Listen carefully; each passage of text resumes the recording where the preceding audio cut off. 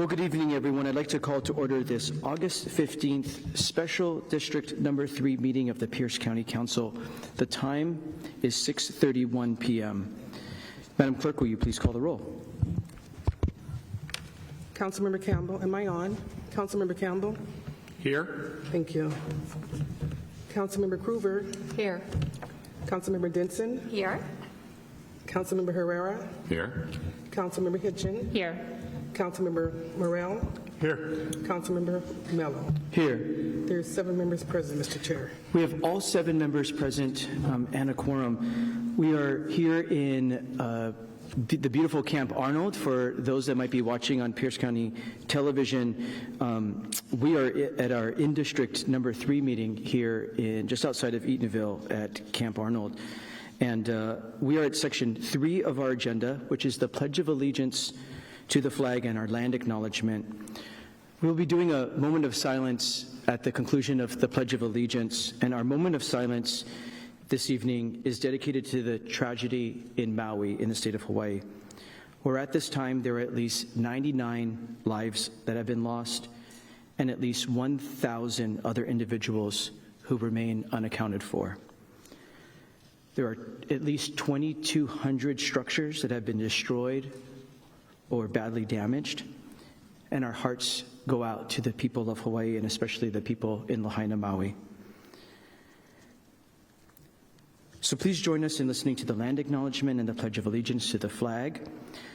We acknowledge that we are on the traditional homelands of the Nisqually tribe. The Nisqually people have lived on and stewarded the South Puget Sound watershed since time immemorial and continue to do so today. We recognize that this land acknowledgement is one small step toward true allyship, and we continue to commit to uplifting the voices, experiences, and histories of the indigenous people of this land. I'd like to invite us all to stand for the Pledge of Allegiance to the flag and stay standing for a moment of silence in recognition of the people of Maui. I pledge allegiance to the flag of the United States of America and to the republic for which it stands, one nation, under God, indivisible, with liberty and justice for all.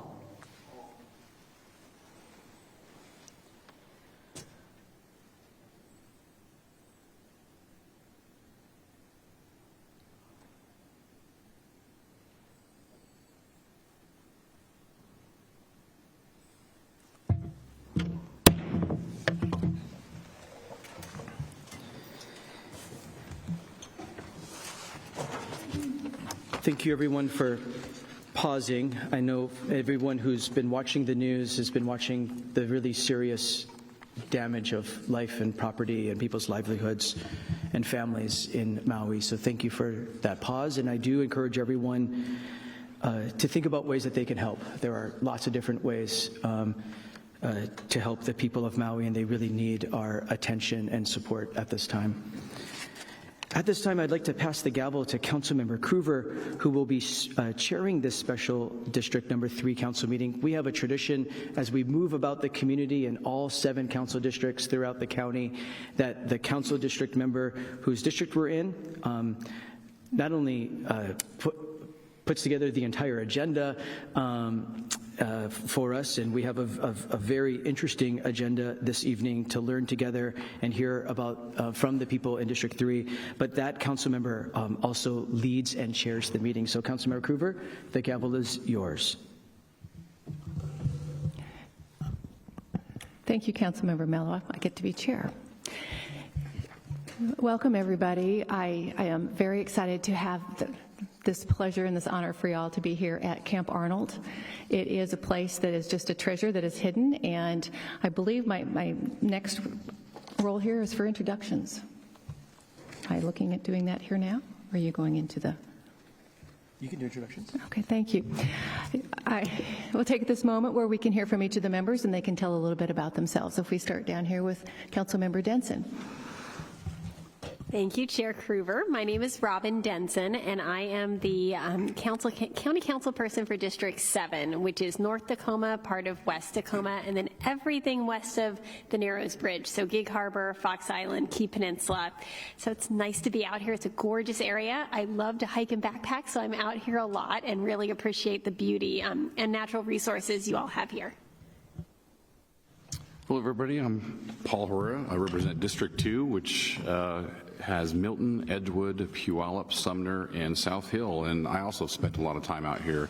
I was a fish and wildlife officer of the Puyallup tribe and worked with the local state fish and wildlife. I spent lots of time in the woods out here, and I absolutely love it. Thank you. Thank you. My name is Marty Campbell, District number 5, which is kind of right in the center of Pierce County, including the communities of Browns Point, Dash Point, Northeast Tacoma, Fife Heights, Fife, Riverside, Summit, Waller, Clover Creek, Parkland, South end of Tacoma, and the east side of Tacoma where I live. We just changed the boundaries, and so trying to figure out all that is always a mouthful. But very happy. Thank you, Councilmember Krueger, for inviting us out here. Beautiful drive, as always, to get out here and to be out in some of the most beautiful parts of our county. Thank you. Thank you. Well, good evening again, everyone. My name is Ryan Mello, and serve as chair of the council this year when we're not in district. And I have the pleasure of representing the council district number 4, which represents downtown Tacoma, Hilltop, Central Tacoma, and South Tacoma, and also the communities of University Place and Fircrest, and parts of East Tacoma that Councilmember Campbell does not represent. It's great to be out of the county city building and here in District 3. Thank you. Hello, my name is Dave Morrell. I represent District 1. District 1, like Councilmember Krueger's district, is a little bit of suburbia with a lot of rural. I've got unincorporated South Hill. I've now inherited half a gram, and then I go down into the valley and pick up Ording all the way to Sumner, then South Prairie, Wilkeson, Carbonado, go up to Buckley, and then Lake Tapps, Bonnie Lake, and then I jump Enumclaw and go to Greenwater, and I've got the only ski resort in my district, which is Crystal Mountain. So I also have several ghost towns, Melmont and Fairfax, are old coal and logging towns, like a lot of the small towns around here, established in the late 1800s, and then eventually came and went. So a lot of history in District 1. It's a great opportunity to be here in this gymnasium. It reminds me when I was in 4th grade going to camp. So thank you for the opportunity of this. Thank you. Good afternoon. My name is Janie Hitchen, and I have the pleasure of serving District 6, which is Lakewood, DuPont, and Stillicum. So just 3 communities. My list isn't quite as long. But I also represent 3 islands, Ketron, McNeil, and Anderson Island, and then Joint Base Lewis McChord, you might have heard of it, and then half of Parkland that I call home. And it was a delightful drive, and it was, yeah, I'm glad to be here. I have been here before, and it's always fun to come to camp. Thank you all. I am Amy Krueger, the member for this district, and for those who don't know, the district spans out to Mount Rainier, through Ashford and Elby, on over through Eatonville, out to McKenna, north to Roy, up and around Spanaway Lake, over to through Frederickson, going back down Meridian. I have the west side down to 264th, and Councilmember Morrell gets the east side now. And I just want to thank everyone again. I'm very pleased to be here in this area. I'm hoping that we'll be out here more often. So now if we can go ahead and get started. The next on the agenda is the approval of the agenda. Do I hear a motion? For consent agenda? Move approval of the consent agenda as presented. Second. You can orally just ask Councilmember Krueger if there's any objection to approving the agenda as presented. Are there any objections as presented for the consent agenda? Hearing none, they'll be adopted. Is there opportunity to rule on these grants now? Or not rule, but for comment? So if the agenda is approved, we can move to the consent agenda and take any public comment on any final action items on the consent agenda. Okay. There is a public comment allowed on the action items, which are 3 grants that we are applying for that are on the agenda. Is there anyone wishing to comment on the grants? One is surface water for Lower Puyallup watershed, planning of public works again for Pioneer Way climate resilience feasibility, and shoreline nearshore assessment project. Seeing no one rushing to the podium, I'll call that closed.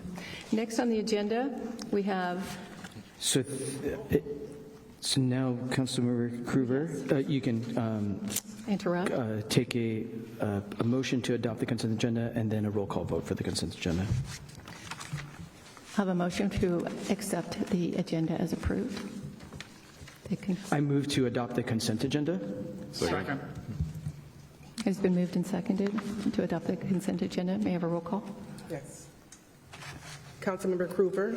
Aye. Councilmember Denson. Aye. Councilmember Herrera. Aye. Councilmember Hinchin. Aye. Councilmember Morrell.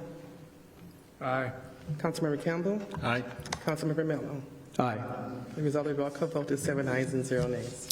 Thank you. And after that vote, I realize I've neglected to introduce the staff that is here and thank them for their time being here. Susan, if you want to start, please. Okay. Good evening, everyone. My name is Susan Long, and I have the pleasure of serving as the legal counsel to the County Council. Thank you. I'm Denise Johnson, the clerk to the council. Thank you.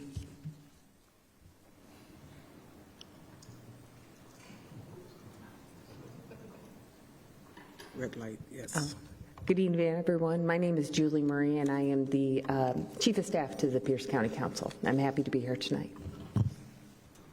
Thank you. And I have over here Judy, assistant. And my assistant, Larry Stickney. He's in the back. Thank you. Nice to see you all. And I want to thank him for all the running around, getting the signs up in the heat of the day. It wouldn't have he got all this organized. Thank you so much. You think I'd have this down. We do this every week, but it's sometimes a little out of the order. I get a little confused on what's next. Oh, I'm sorry, Brian. I'm Brian Dominic, the Communications Manager for the Council. Did I think we got everybody? Okay. Then we'll go moving on from consent agenda, section 6. There is one message from the executive transmitting the following ordinance, which is 2023-24, an ordinance of the Pierce County Council repealing ordinance number 2023-5 and ordinance 2023-14 in response to petition filed with the Growth Management Hearings Board in consolidated case number to the last line, adopting findings of fact and setting an effective date. There is no date set at this time, but it will be at a future date. Proclamations, we have none. Ordinances, there are none. And resolutions, we have none. So next to the heart of the program, we have Camp Arnold up next. That would be Aaron Pruitt. Oh, I'm sorry, Jeff. Yes, please. I just saw you dressed there, Aaron. That's why I'm thinking. Okay. Welcome to Camp Arnold, Council, public people. It's good to have you here. We're going to have a couple of slides, I think, in just a minute, but Camp Arnold has been here since 1967. Well, it was a farm before that, but it's been owned by the Salvation Army since 1967. It's about 670 acres. It's primarily forest land and wetland and meadows and a little island of buildings, one of which you're in right now. And we serve schools and civic groups and churches throughout the year, but really our primary focus is to serve children in the summertime. And we really try to focus our efforts on bringing children out to camp at this location that maybe can't afford to go to a typical camp experience at other locations. We do draw a lot of kids from Pierce County, as well as counties all over the west side of the state. Some of the types of programs we run in the summer, there we go. Discovery camps, which encompass our wilderness camp for teenagers, our day camp for community members from 8 to 12, and overnight camp for children 8 to 12. We do some specialized camps in the summer, music and arts camp, a musical theater camp, an adaptive camp for older special needs people, and then a lot of outside summer programming to help us subsidize and pay for the summer camping experiences. Some of the activities are listed there that we have. You saw the lake coming in, maybe it's a little small, but it's a lot of fun to canoe on for the kids. We have archery tag, lots of trails, high and low challenge course, a lot of typical indoor and outdoor camp experiences. The next slide will show you sort of what we served this past summer. We're still kind of pre-COVID with our camp numbers. Typically we serve 1,200 to 1,400 campers in a summer. This year you'll see we had 667 kids. There's a breakdown of ages that's probably fairly typical of the ages that we serve percentage-wise. And you'll see from Pierce County we had 113 youth and 30 teens this past summer. We have Angel Tree campers. We've partnered with the Angel Tree camping program to bring kids who have incarcerated parents to camp. And this was the first year we did that, and we had 13 kids overall, 3 from Pierce County. So we're excited for that to grow in the future, because those are kids that have some pretty deep needs sometimes, and it's a great place for them to come and experience some green space and just be in a place where they're cared for and loved, and they can not have to worry about eating or anything except just being with other kids and having some fun. The next slide will show you just some of our parent responses from parents. There we go. The first question is asked of every parent: if the Salvation Army didn't offer a reduced price camp, would your child be able to attend camp? And roughly 75% of the families we serve said no, so that would be their opportunity to do camp. And then some of the other questions we asked, looking back over the last year, do you think Camp Arnold helped your child to understand and make better choices? We talk a lot about choices at camp and the consequences of them, the positive consequences of good choices and the potentially negative consequences of poor choices. And 62% of our parents said, yes, definitely my child understood and made better choices. And as a parent or guardian, do you feel camp's experience helped your child to have a better attitude and behave more obediently this past year? 46% of our parents said yes, definitely. Do you feel your child's relationship with God or the teaching they received about God has helped them in a positive way? 68% of our parents said yes. Do you feel your child's general outlook in life and positive feelings about life changed or improved following their camp experience? And 58% said yes, definitely. So those are things we really try to focus on at camp. We have a lot of kids, especially post-COVID, who are dealing with a lot of issues that haven't been typical with kids, kids that are depressed and expressing that, even young kids, 8 and 9 years old, that are talking about suicide and self-harm. So again, having that opportunity to try to teach them their value and their worth, and that they're loved and cared for, and parents seem to agree that we're kind of hitting our target pretty well with that. One of the things that we really like to focus on is trying to develop leaders in our programming. We have what we call a leadership pipeline that we kind of say it goes from camper to camp director. Hopefully the camp director has something to aspire to as well, but our campers for sure, we have programming each summer starting at 13 years old where they can move out of being just a camper and move into some leadership programs that we call Sparks and Ignite 1 and Ignite 2. Those are programs where we allow them to serve portions of the day in areas around camp, and then we pull them out for some leadership training, both with our summer staff and with our full-time staff, and sometimes pulling in special speakers from outside to talk to them about what it means to lead themselves well, and then moving them towards leading others well as well. And then they can move into our CIT and support staff and counseling staff and program staff.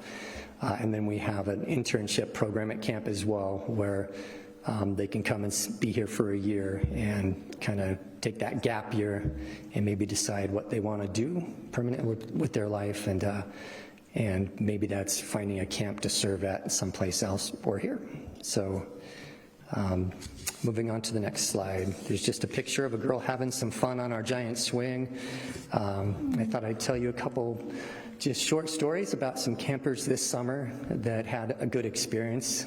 We had 3 boys come to camp week 4 from a homeless shelter in Tacoma, and the boys behaved badly. And we sent the 2 older boys home, and we had some good time to chat with them about why they were going home and why the choices that they made were not appropriate. And we invited them to come back because we wanted them to learn and grow and develop as we do with our kids.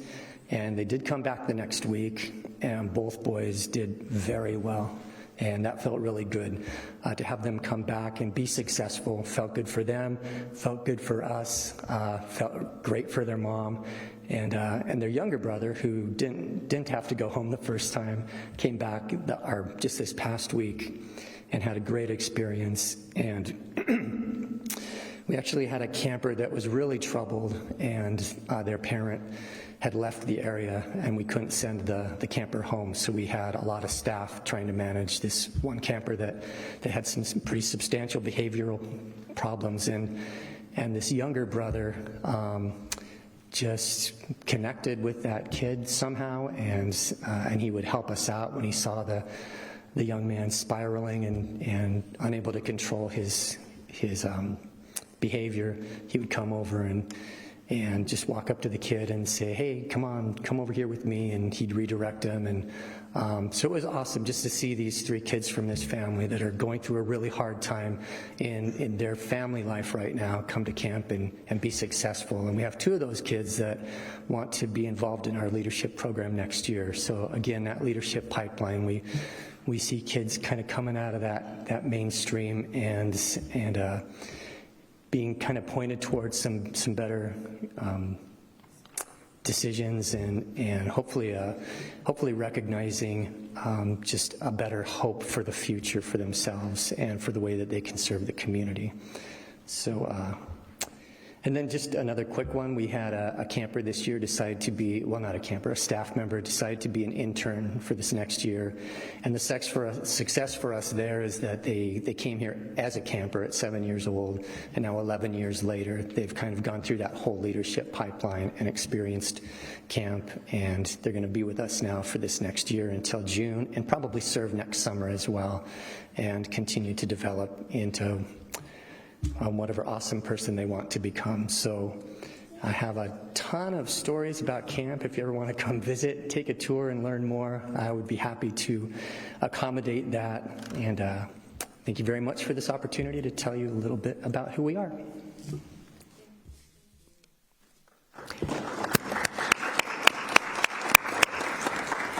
Thank you, Mr. Potts, for those encouraging stories. That's one of the reasons that we like to support this, and I hope that seeds are planted with adults that are here that know children that may want to come here. It'd be awesome. Thank you. And next is Mr. Pruitt. Thank you, Councilmember Krueger, for the invitation, and thank you to all you council members for giving me an opportunity to speak and share with you. So my name's Aaron Pruitt. I'm Executive Director of Pioneer Farm Museum in Ohop Indian Village. And representing the 19th century, I did not think it would be appropriate to use technology and PowerPoints. So my presentation is going to be more about visuals and stories that I tell you. I want to start with one of the things that we often show the kids when they first come to Pioneer Farm Museum. This is a Pioneer toy. This is a toy that's called a Wahoo stick. And this is my favorite Pioneer toy because it's magic. So the way this works is I'm going to take this stick and I'm going to rub it along these ridges right here, and it's going to make the propeller spin. That's not the magic part. That's just vibration. Physics makes it spin. The magic part is that when I say the magic word, which is Wahoo, the propeller is going to stop and spin the other direction. So watch closely. See if you can see it from there. See it going? All right. Wahoo. Wahoo. Now what's fun about this is it's very specific to that word because I've tried to trick it before. I'll show you guys here in the back here as well. I've tried to trick it by saying woohoo, that doesn't work. I've tried Yahoo, that doesn't work. But every time I say Wahoo, there it goes the other direction. I have some of these toys here for the council members here. Councilmember Mello, you'll forgive me, I borrowed yours and opened it up. I'll put it back in here for you. And could I hand these out to them, or would you like to come take them? If I can get it back in the package here.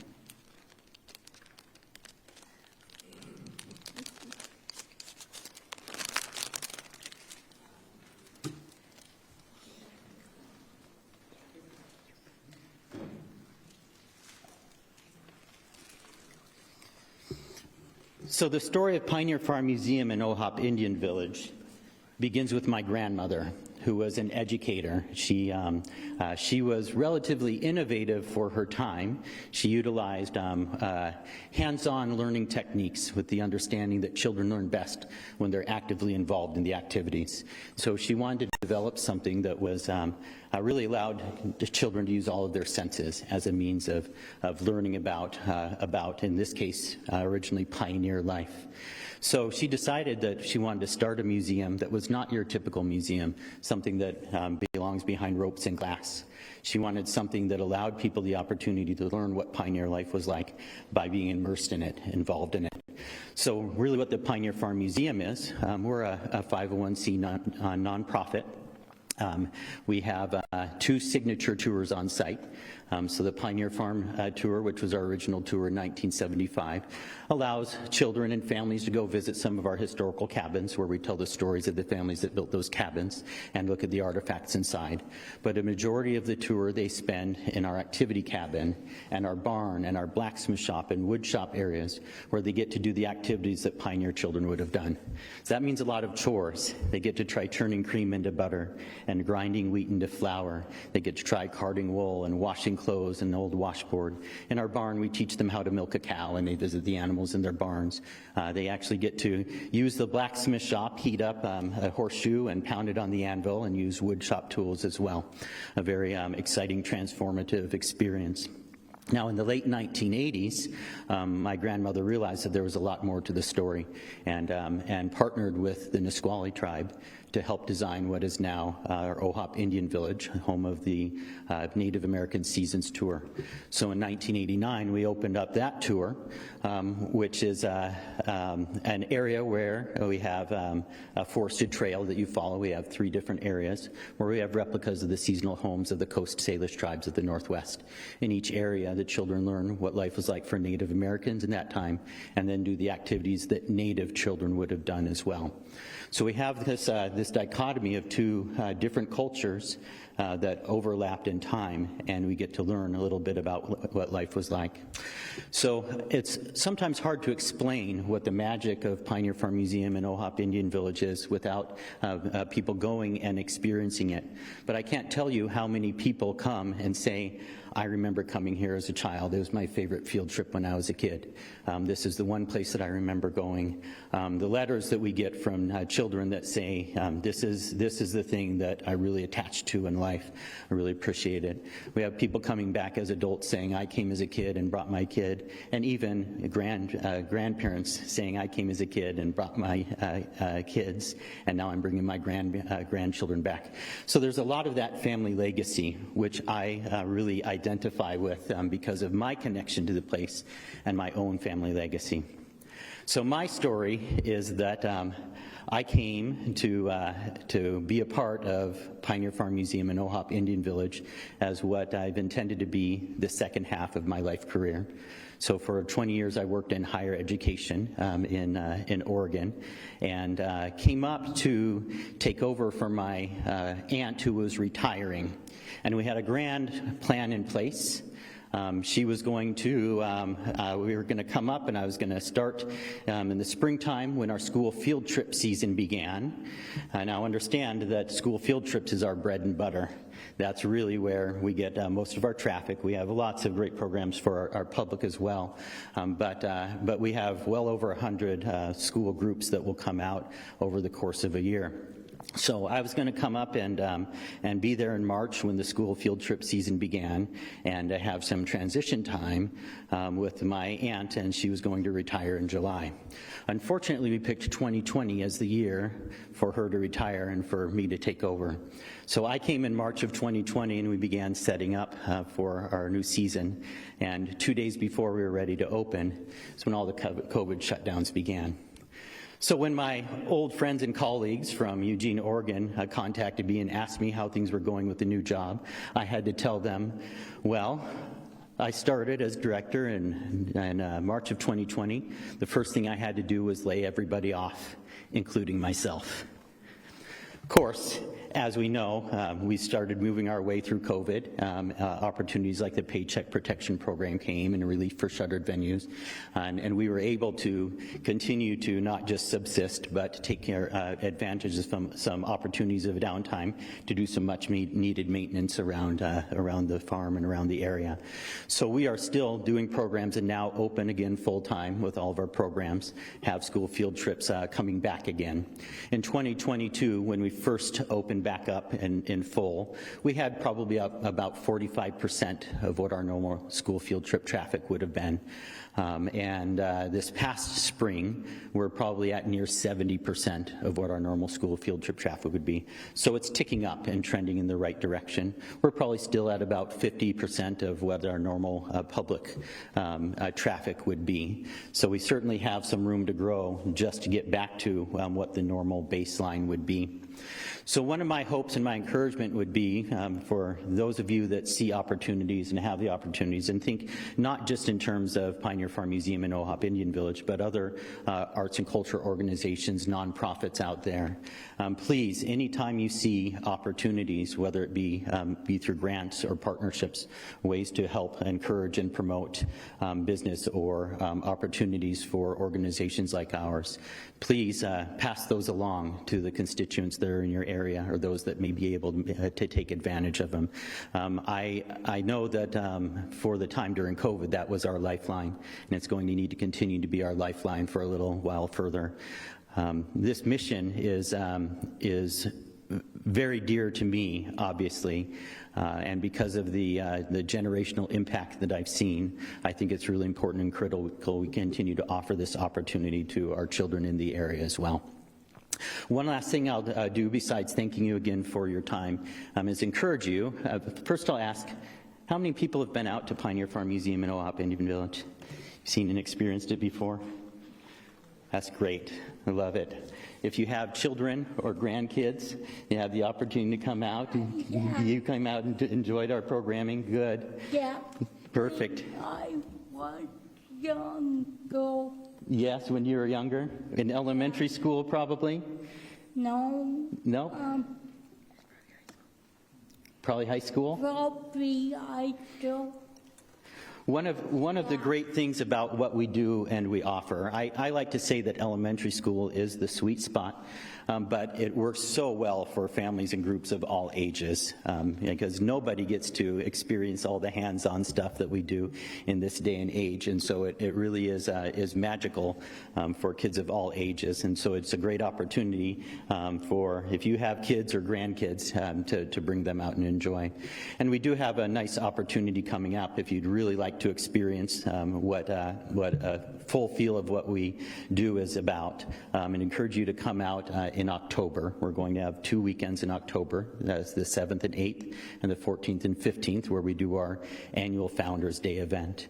And so we'll invite people to buy tickets online and come out, and we'll have available not just our Pioneer Farm Tour and Native American Seasons Tour, the 2 signature tours we offer to the public, but we're going to have music and games and crafts and buggy rides, a pumpkin patch where you can pick out a pumpkin, and all kinds of fun activities, so you can come and make a day of it. So please come and visit us on our website and look under the events area to find our Founders Day event, and make that an opportunity to come out and experience the magic that so many of these people have experienced as well. Thank you so much for your time.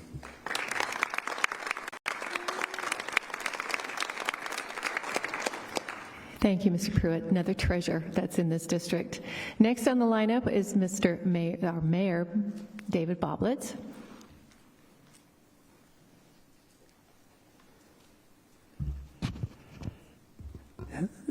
Thank you for inviting. I'm too tall. I'll just hope that picks up. If you can't hear me, let me know. I can. It's picking up. Thank you for inviting me. Those of you that came on the rail bike today, thank you for attending that. We had a wonderful time, and it was wonderful to get to spend some time with you. Unfortunately, we missed some of you, but the offer is always open. If you want to come up and ride the rail bikes, we are always available and ready to have you come up and enjoy that experience. So, unfortunately, I have no magic toys. So I do kind of have an interesting story, though. We in Eatonville, we had rather a unique experience, and that was the Michelle River was coming down and running into a bank that was wearing away. And for those of you who don't know how Eatonville is set up, that bank, right on the other side of it, had our wastewater treatment plant. And so we looked at it and we said, within a couple of years, this here bank is going to disappear and our wastewater treatment plants can become part of the river. And so this was a real concern to us.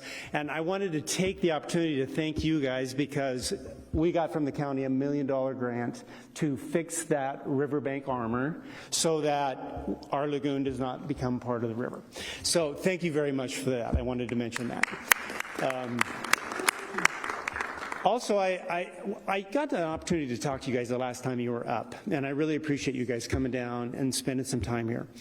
And so some of this I'm going to give you is a little bit of an update. Some of it's new. It's kind of an exciting time to be in Eatonville because there's lots of stuff going on. As you know, about a year ago, a nonprofit picked up the Mount Rainier Scenic Railroad. And since then, we have built 15 rail bikes. And we started running those rail bikes just in July of this year, on the July 4th weekend. And we have already, from there, July 4th weekend till now, which is just about 5 or 6 weeks, we have already sold $200,000 worth of tickets. And we have another $100,000 in backlog for the upcoming rides that we have not yet provided to our customers. But that is a huge, huge amount of money in a 5-week time frame, and we're just thrilled that the rail bikes have been as popular as they have been.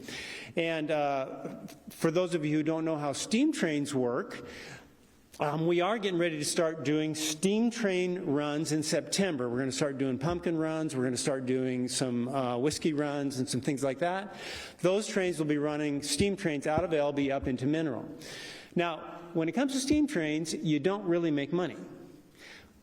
Steam trains break even. The overhead costs are so high that you just don't make money running steam trains. But it's a wonderful, wonderful experience, and it brings a lot of tourists into South Pierce County. So the reason I bring that up is that's why the rail bikes are so important. Rail bikes is where we make our money. Steam trains is where we pull the most people in. And people love steam trains. The amount of Facebook type positive comments that we get on the trains in Eatonville, coming into Eatonville, are just stupendous. And so it's exciting stuff that's going on when it comes to the trains, because we are starting to run trains in September. We've already got our rail bike program up running, and that's just great stuff. The nonprofit WIFM has done tremendous stuff with the opportunities that they've been given. Some other things that are going on. We created a team in town called the Vision Team, and right now we have 5 events in Eatonville every year. Basically, we have the Rod Knockers Convention, which is an old car program. We have our 4th of July parade. We have our 3rd of July fireworks show. We have our Christmas parade, and we have our the arts festival. So, and this has been going on for about 20 years. Now, this new Vision Team that we've created, which the Vision Team is made up of different organizations from around town. Aaron's a member of it because he's Pioneer Farms, and he's a 501c3 that's in our area. So we try to bring in all of these organizations. We have other people that are involved. Amy's intricately involved. Ms. Capistani's involved. We have just a wonderful team of individuals, and those 5 events probably will be doubled next year, because what we're doing is we're looking at doing more events in town, doing things to bring more tourism into town, and trying to manage growth in a way that protects the quality of life that we so appreciate in Eatonville. And you guys have mentioned it in your introductions. We live in a wonderful spot, and we have lots of parks, we have lots of trails. We don't want to in any way, take away that quality of life that we all love so much. And so this team is in place to motivate tourism, to get people to come into town and spend money, and then basically go home. We aren't looking to grow in Eatonville. We're a town of 3,000 people. We are planning on staying a town of 3,000 people, but we need to get more tourist dollars in town. So this team is helping with that. Another team that's been developed is one called the Main Street Program. You guys are probably familiar with that. We started that about 8 months ago, and the whole goal is to revitalize Michelle Avenue. And that team is doing some wonderful things. And another thing that Amy has done for us, she donated some money to us to try to buy some Dan Clenert art. Now, I don't know if you guys are familiar with Dan Clenert art, but he makes very large metal sculptures. And we were able to negotiate from him a deal where we purchased a train sculpture that is 10 feet high and 20 feet long, and it's just cool. It's way cool. And it's going to go on Michelle Avenue. We're going to put it up on Michelle Avenue.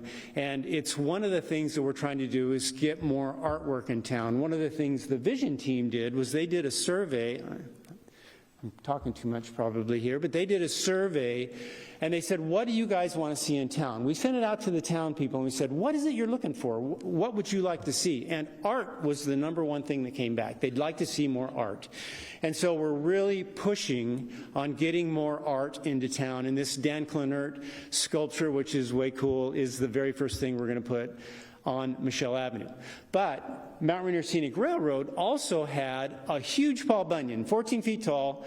They really didn't want it at the museum up in Mineral, so they are loaning it to the town as well. Now, coincidentally, it looks just like our high school mascot, a cruiser, and so that's going to go down on Michelle Avenue too. So there's stuff that's starting to happen that we're all excited about, and it's more than just Eatonville. Councilmember Krueger and Larry have done a tremendous job of setting up a new group that's called the Mount Rainier Corridor Roundtable.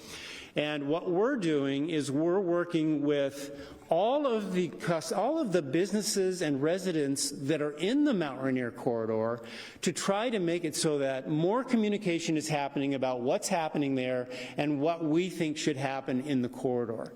Because as you know, we're tied to Mount Rainier. If Mount Rainier shuts their doors, we are impacted negatively. So anytime there is a decision that comes out of Mount Rainier, we want to be involved in it. We want to be able to help. If they're having trouble hiring because they can't find employees or they can't find places for them to live or whatever, we want to be involved in all of that. And so we've put together a group that meets with the superintendent of Mount Rainier, and we meet with all, not all of, but a good number of the businesses in town, in the Mount Rainier corridor, to kind of come up with a solution to communication and how do we make sure that we survive as a corridor, even though Mount Rainier may not always be there for us to support us. And so Councilman Krueger has been great at leading that charge, and it's another exciting thing that's going on. There's a whole bunch of stuff going on, and so I'm going to stop talking because I know there's a lot on the agenda. But if anybody wants to talk about what we're doing up there or have any questions after the meeting, I will be here, and I would love to talk to you more about what we're doing. So thank you so much for inviting me, and we love having you guys come up this way. Thank you.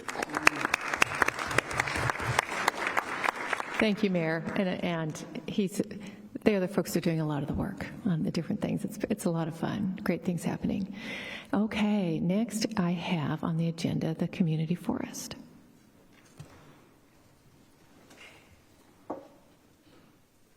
And just to say, I've been going to the Nisqually River Council meetings for probably 14, 15 years. And I remember originally the discussion on this, and I'm like, yeah, right. So anyway, here we are. Thank you, Acting Chairwoman Krueger and Chairman and council members. I'm Joe Kane. I'm the General Manager of the Nisqually Community Forest. I was the Executive Director of the Nisqually Land Trust from 2005 to 2020. And my colleague, Justin Hall, is the President of the Nisqually Community Forest Board and Executive Director of the Nisqually River Foundation. So we'll tag team you on this.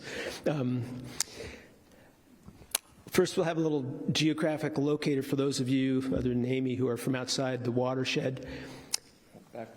Back that one right there. So just again, for folks here, you already know this, but the Nisqually watershed is the center of the universe. So I just want to get everybody situated. Next one. Let's see what we got. These are PDFs. Okay. This is the Nisqually watershed.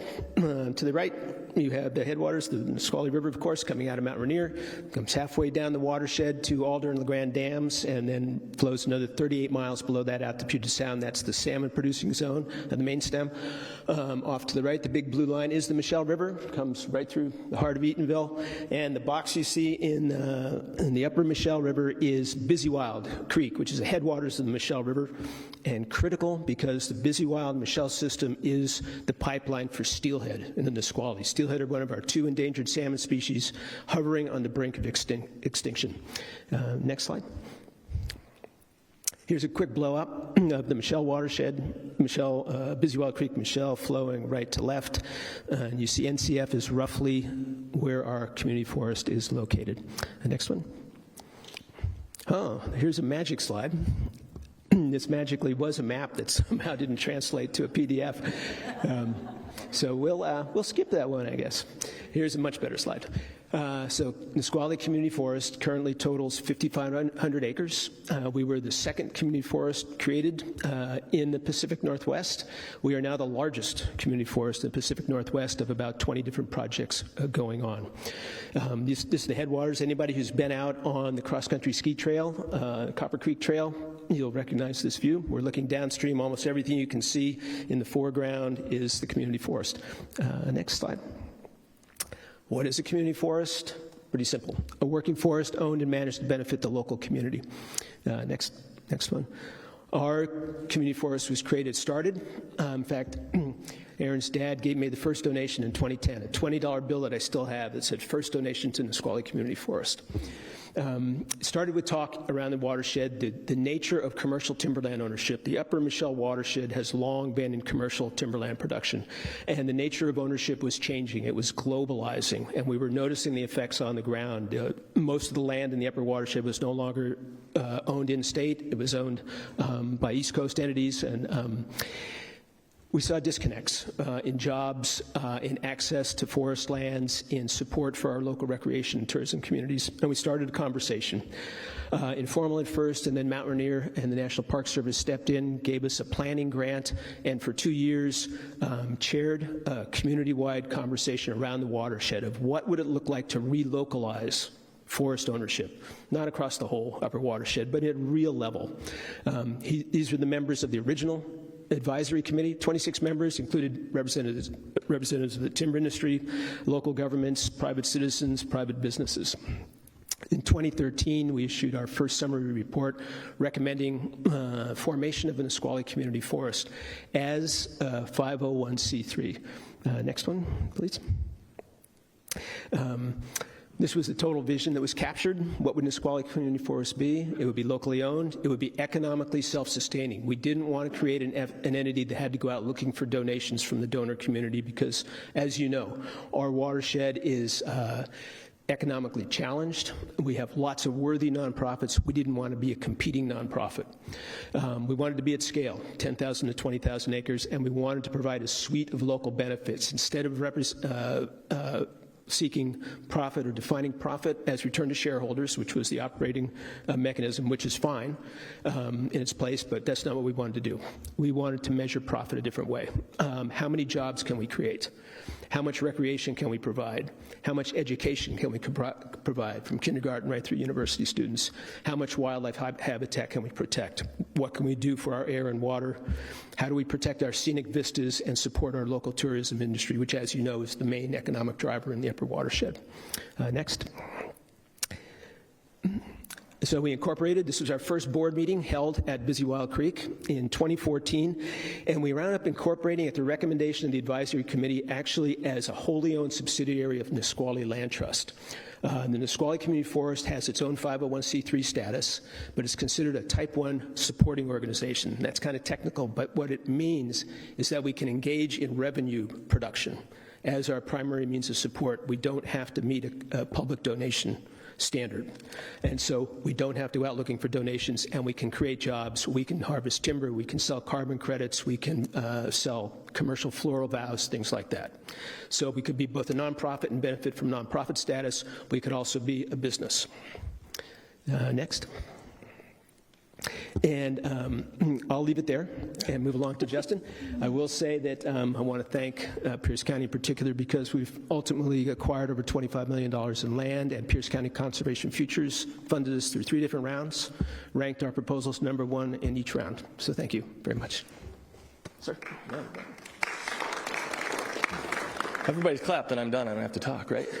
So with the Nisqually Community Forest, in our forest planning, we look at our forest with the goals of salmon, water, local jobs, and local recreation. So most folks think of salmon as a river and an ocean species, but really salmon is a forest species. It's born in the forest, it grows up as a child in the forest, it leaves as a teenager, as we want all teenagers to leave, right? Heads out, makes its way in the world, in the rivers and the oceans, and then it comes back to the forest to spawn and die and bring its nutrients that it got out in that great wide world back to our trees and forests. So salmon really are a forest species, and so this is a salmon project in a lot of ways. Research has shown that really young trees, if we have a ton of really young trees, they're basically like a straw. They sit in the ground and suck groundwater out and transpire it up to the environment. And that's great because it helps them grow, and we need young trees, but it tends to bring water out of the groundwater, and it brings water out of the streams that we need for salmon. And so working with the EPA and a modeling project they call Velma, we've shown that if we can increase the average age of the trees in the forest, we can bring more water into the Busy Wild and Michelle system. Right now, Mayor Bob Litz will see, we go down to the end of the Michelle, and there's about 2 cubic feet per second. You don't even know that it's running. It's just barely moving. If we can get the average age of trees up from their current 40 to 50 to 70 to 100, we can get 12, 13 cubic feet per second. Doesn't seem like a lot, but it's huge because it allows for cold water refuges for salmon in those spots while they're growing. So it's really important. So how are we going to make this happen? We're doing it through a process of multiple entry thinnings. most of the property we've purchased has been what we would call overstocked in the forestry world. There are too many trees. If you look at that lower left, you can't see anything but brown on the ground. There's no sunlight that reaches the ground. There's no understory. That's not really great for wildlife. Deer and elk don't want this. Songbirds don't want this. It just, because they haven't been managed and we don't have fire and other things, a lot of trees have been able to grow up. They can grow underneath each other. And so what we're trying to do is go into these stands initially and thin them out. So with the rest of the stand you see there, that's been thinned. You can see that there are young trees coming up, shrubs, there's salal, to make them more healthy. And then what we'll do is go in every 15 to 20 years and take out another 20% of those trees. That'll allow small openings that new trees will grow up in, and basically it'll be a perpetual harvest. So as opposed to kind of growing them for 50 years and then cutting them all down, we're going to go in every 15, 20 years and cut a portion of them down. It's just a different method, and for us, because of what our goals are, it works really well for us. The next one. For those harvests, we are using local Pierce County contractors or loggers.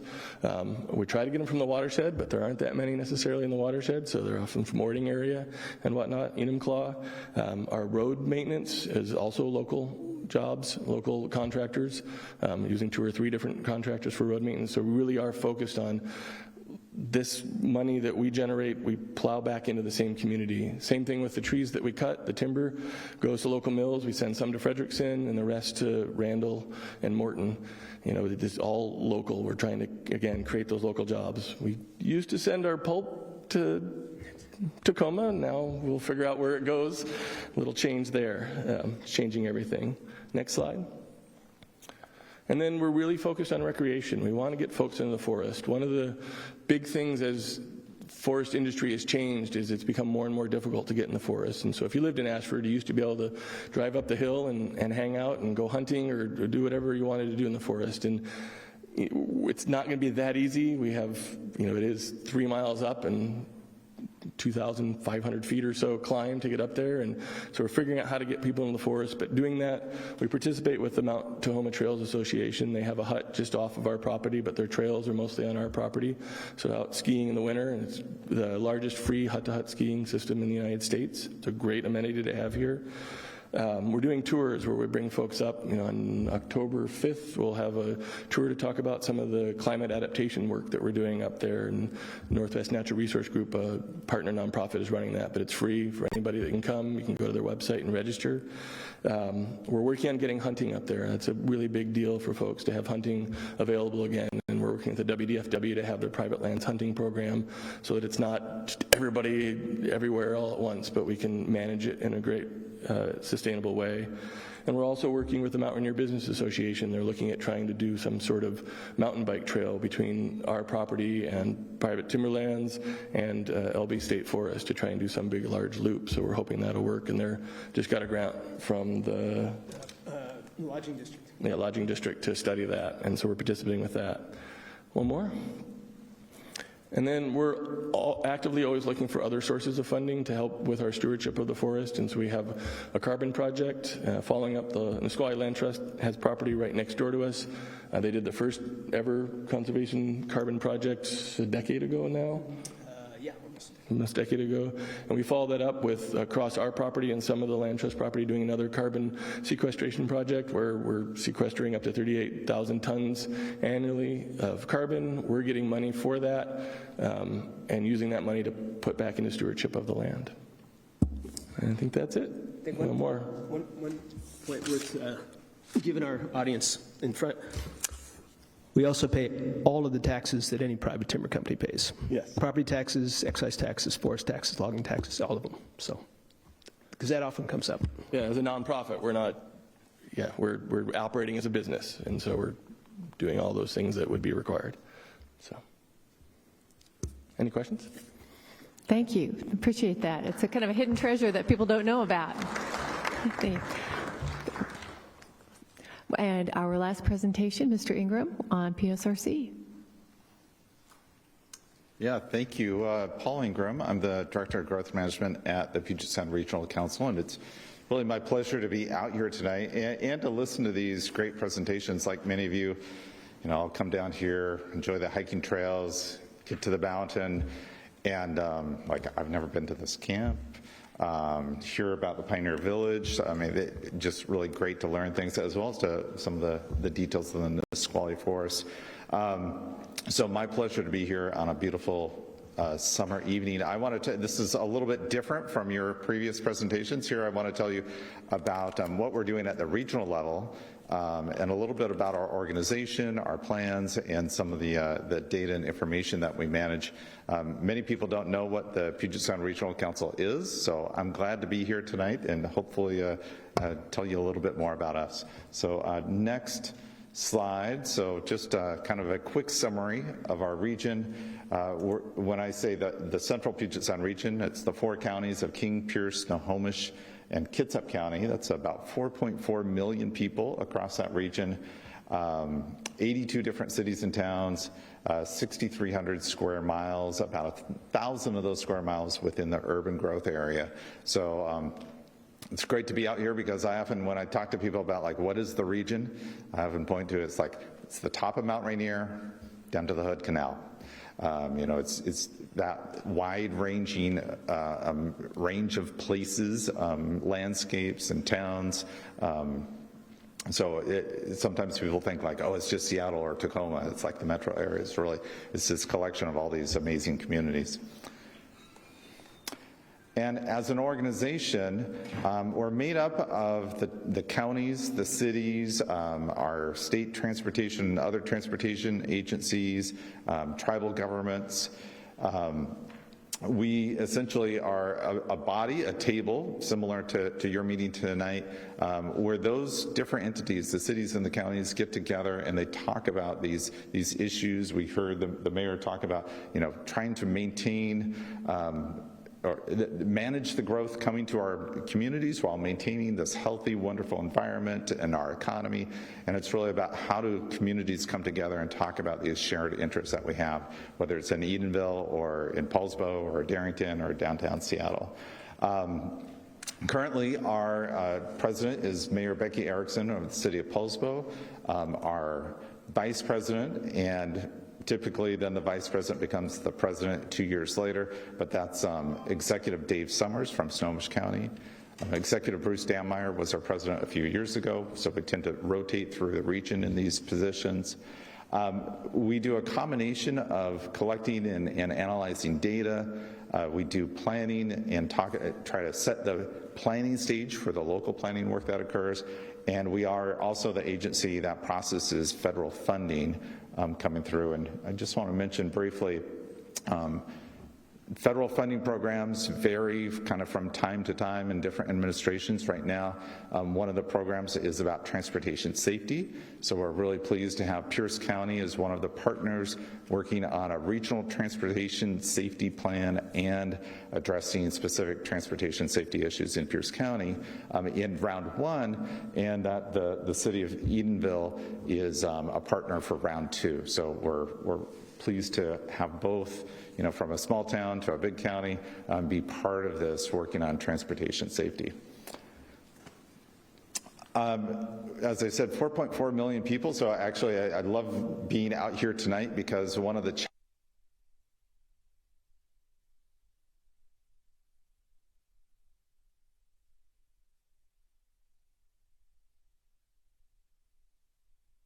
we're at the fair in Graham, talking with people, and but we also do a lot of social media. We have a lot of board meetings in the very traditional sense, you know, around the table, mailed notices, and different other formats. So we try to reach out and connect with people in lots of different ways, and being here tonight is a great opportunity to continue that. And next, so our regional plan, we call it Vision 2050. Its purpose is really to kind of set the broad framework that you will do in your local comprehensive plan. So every community, the county, each city has a comprehensive plan that looks out 20 years.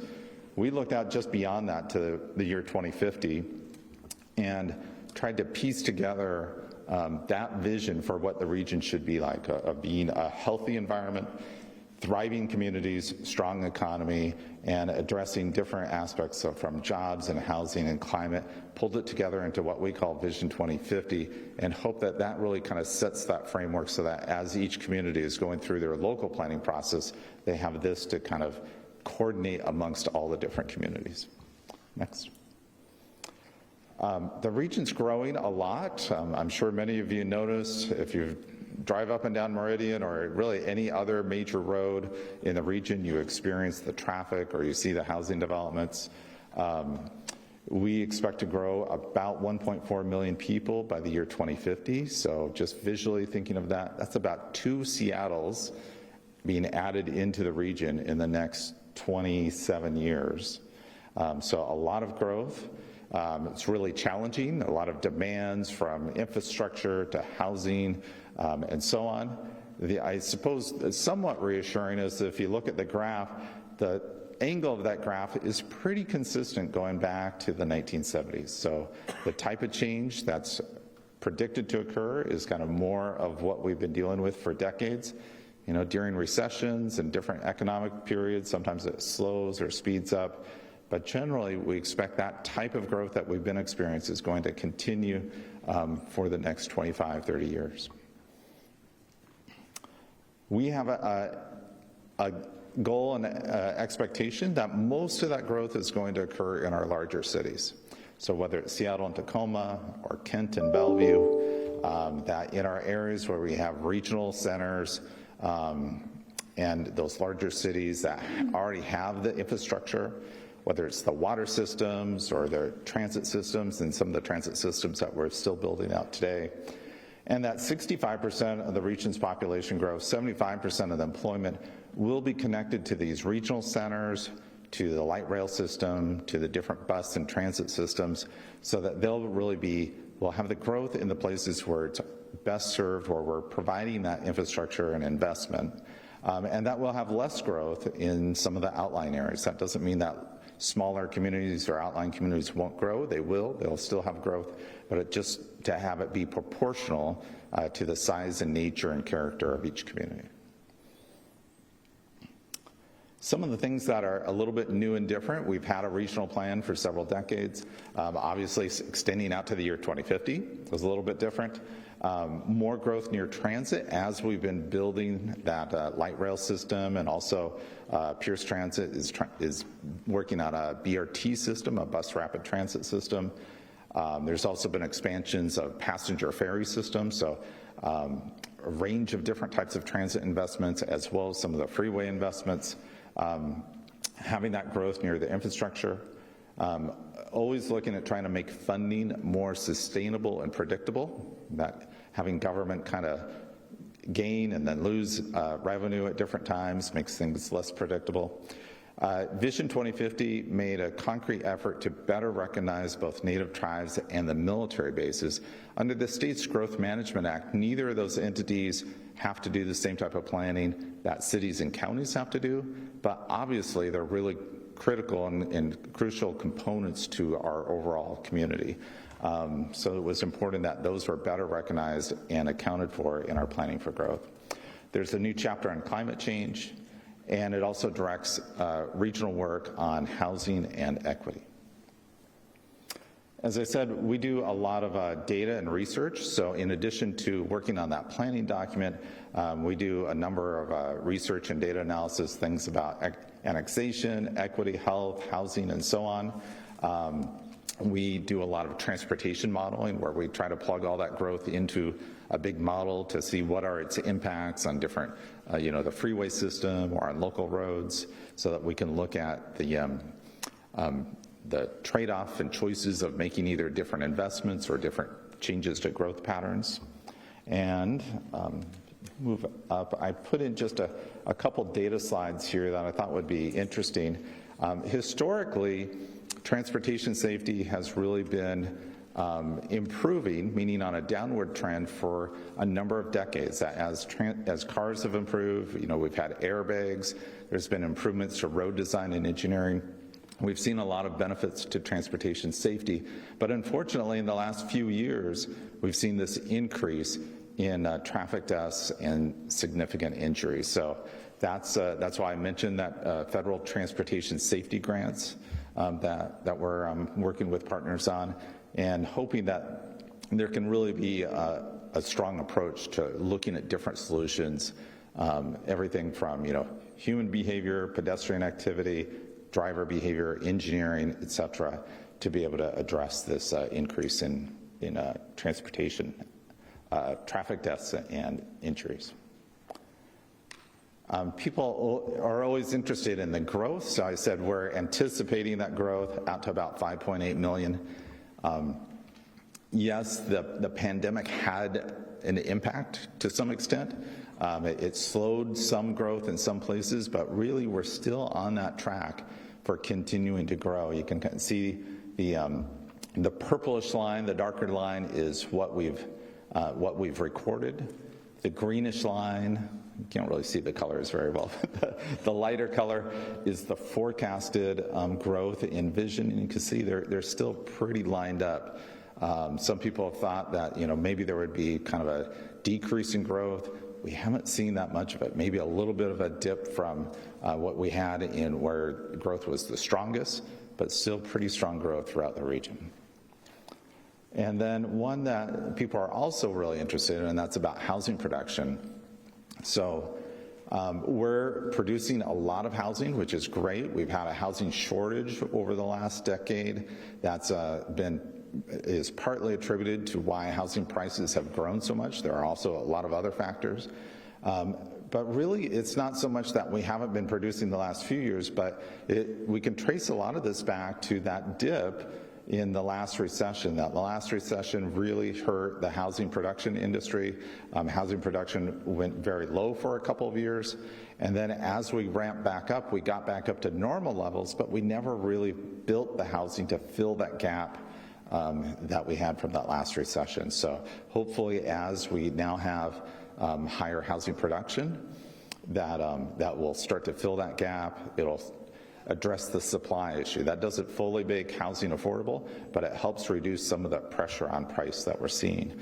You can also see that over time, we've shifted to where the majority of housing being produced is also in multifamily housing. So there's really been a shift in the building community throughout the region, and multifamily would include things like attached townhomes, other types of housing, and we see a lot of the attached townhome product being built throughout the region. So interesting to kind of just look over that span of years to see how that housing industry has been changing, the effects of it, and how that relates to some of our issues with housing affordability and access.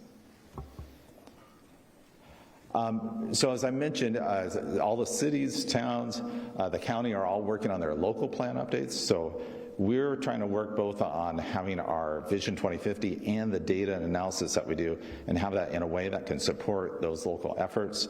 We're calling it Passport to 2044. Our graphics team came up with these really cute logos. And if you go ahead and advance to another slide. So we have a few different resources.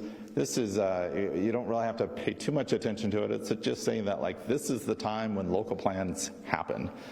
So it's a really great time to be involved. If you're in the community, your county will be having lots of meetings about the comprehensive plan update, or your city will be.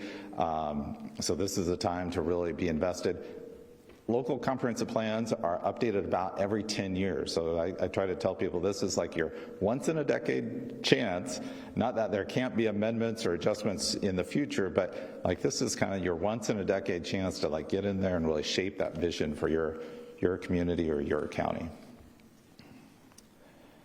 We have a range of resources. These are webinars that we've produced and we have posted online on a variety of different topics: transportation, housing, tribal coordination, and so on. And yeah, which have been greatly attended. We've had over 1,500 attendees on the webinars, representation from 80% of our cities and counties, over 1,000 YouTube views, 42 guest speakers. So if you like planning issues, they'll be great. They might be a little boring for other people. It's not quite TikTok, but nonetheless, a lot of really great resources. And the next couple slides, I think I have this one, and then if you could click to the next, this is actually the updated version. I forgot to take out the older version. But these are different guidance documents or resource documents that we've produced over the last few years to support that local planning effort. So again, if you're interested in a specific topic in your community, hopefully we have some resources that can help with that. And if you want to keep track of things, we have a newsletter and an email or a website address where you can sign up for our comprehensive planning newsletter. So I think that's my last slide. Want to really thank you for having me here tonight. I've learned something, and I think in the future I'm going to figure out how I can have magic toys rather than PowerPoint. That's going to be my aspiration and my takeaway from tonight. Let me know if you need anything. Thank you. Appreciate all that. You know, PSRC is something that a lot of people don't know about or understand, and I welcome the opportunity to have you come here. And he also has groups, or maybe you yourself will speak at other organizations if you want to share what this is. Then we are now to item number 11, the Community Forum. This is the time where anyone may come up to the podium for up to 3 minutes and share your ideas and thoughts about any county business that was not on the agenda tonight. And I'm looking to see if I have any signed up.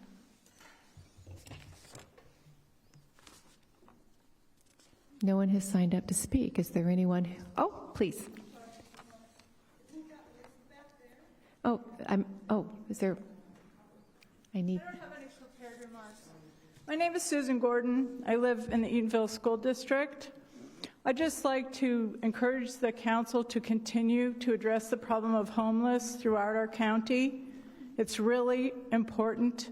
The fact that we don't have affordable housing is a major problem, and the fact that people are living in cars and RVs and don't have a place to get proper hygiene and so forth.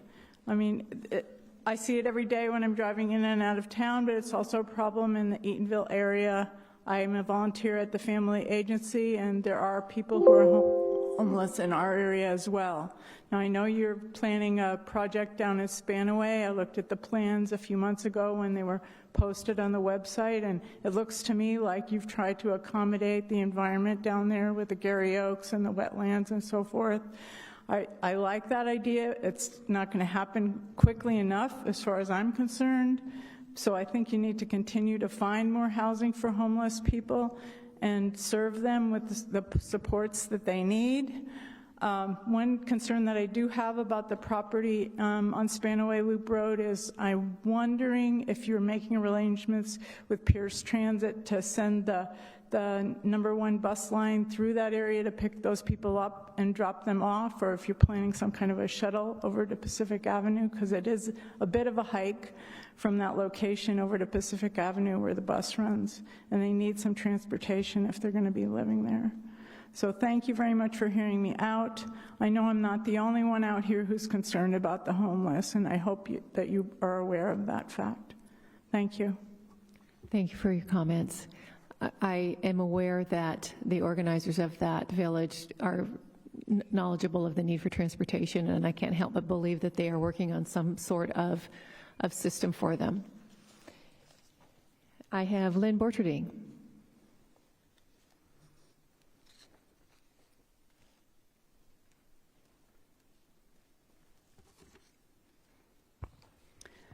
My name is Lynn Borcherding. I'm working with Concerned Citizens of Spanaway, and this is regarding the homeless village that the lady just spoke about. We have hired a lawyer in an attempt to stop the village from moving forward. One of my big concerns is that the residents do not have to be clean to live there. That's a big problem. Homelessness is a big problem, but the bigger problem is the addiction. And just giving them a roof over their head does not solve the problem. Also, you know, I believe in more of a faith-based system, and I haven't heard a lot about that. The tiny home village in Spanaway actually looks more like a resort, but which I find really interesting, and it's on wetlands next to JBLM's. You know, the water flows into Spanaway Lake. I believe that's going to be an issue. And if you don't live near Spanaway, you still need to be concerned about this, because this appears to be a pilot program, and I believe that if this gets off the ground, that it will spread. And there's just this big push for housing the homeless, and I just don't think this is the solution to it. I am requesting that the council schedule a vote to override the veto of Ordinance 2023-24 that our Pierce County Executive Bruce Danmar vetoed last week on August 9th. This ordinance partially corrected the change that was put in place to allow this massive village in an area zoned residential resource. In other words, they want to change the zoning regulations that government organizations put in place so they can house hundreds of chronically homeless people in an area that was not zoned for high-density housing. The Pierce County Executive has stated in writing that we need tens of thousands of homes. He also stated in an op-ed that we need 50,000 homes. Statements like this do indicate that if this is not stopped now, these high-density housing disasters will end up in each of our backyards. This homeless village plan was originally slated for 258 tiny homes. Now we are reading that there will be 98 micro units and 189 park model RVs. I don't understand that. I would love to know what that change is about. Don't understand the RVs. And, you know, I was thinking about this on my way home from work tonight, and when our Pierce County Executive says that we need tens of thousands of homes for low-income people, we need 50,000 homes for low-income people, the vision is obviously poverty. Like, that's not good. That's not the vision that we need. We need a vision of prosperity. And it seems like we're planning for doom and gloom, and that's not a good vision for our county or our state. So I, again, request that you schedule a vote to override the veto. Thank you.